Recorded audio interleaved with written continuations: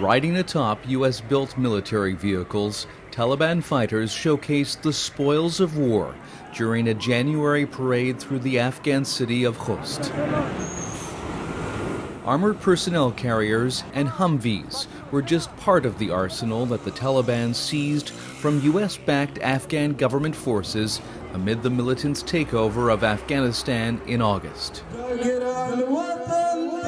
Now, the newly equipped Taliban wants to turn its insurgent forces into a modern standing army. Wearing elite combat gear, 150 Taliban commandos took part in a graduation ceremony on January 12th after finishing a 3-month training program. چې اوس د هر راز پیچلو جګړهیزو عملیاتو د اجرا او د هر تهدید په محارولو کې پوره مهارت او وړتیا لرو. موږ د خپل دین وطن او مسلمان ولس قسم خوړلي دښمنان هغه که په هر نامه او په هر جامه کې وي د ختمولو لپاره یې په ډېر جرأت او میړانه اقدام کوو.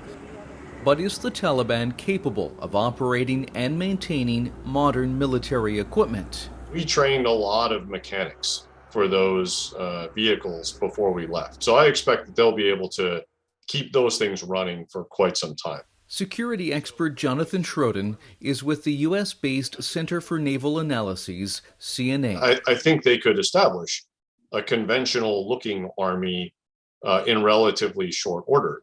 Whether that army could actually fight as a conventional style army as opposed to fighting like guerrillas as they have for so long, that's, I think, the biggest transformation that they'll have to make.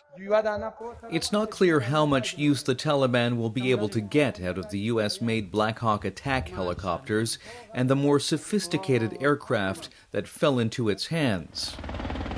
But Taliban pilots have been able to keep Russian-made Mi-17 helicopters in the air, says Schroden. The U.S. trained quite a few mechanics for those as well, so they probably have either cajoled or coerced some amount of those individuals to continue to work on these. And they could get help from any number of Eastern European countries to get spare parts and potentially contract maintainers for those as well. So I expect they'll be able to fly the Mi-17s for quite some time. Forming a conventional military is also part of the Taliban's effort to gain international influence and, according to its leaders, foster domestic unity.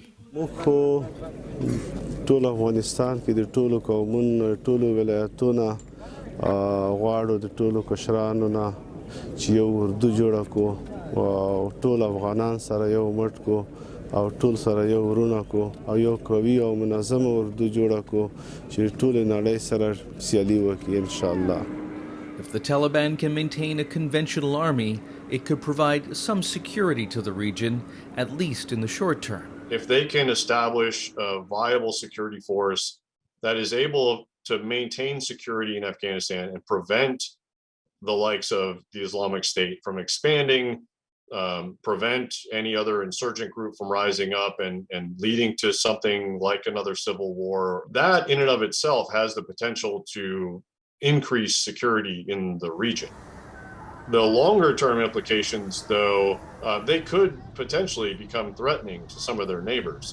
And the most obvious candidates would be Iran or even Pakistan, with whom the Taliban have had contentious relationships in the past. And there are issues like border disputes and immigration challenges. Back at the Taliban commando graduation ceremony, some soldiers said Afghanistan's neighbors shouldn't be overly concerned. موږ له نړیوالو خصوصاً له ګاونډیو هیوادونو سره د متقابل احترام پر بنسټ اړیکې غواړو او له دوی مو همدا تمه ده چې زموږ په داخلي چارو کې لاسوهنه ونه کړي که نه هر عمل عکس العمل لري. موږ نړیوالو ته اطمینان ورکوو چې هیڅوک به زموږ خاوره ستاسو پر ضد ونه کاروي. نړیوال دې بې ځایه تبلیغات او تشویشونه نه کوي. Even if the Taliban struggles to maintain an army and fly its aircraft, Schroden says it could still cash in on its new military equipment to generate much-needed revenue by selling individual pieces to the highest bidder abroad.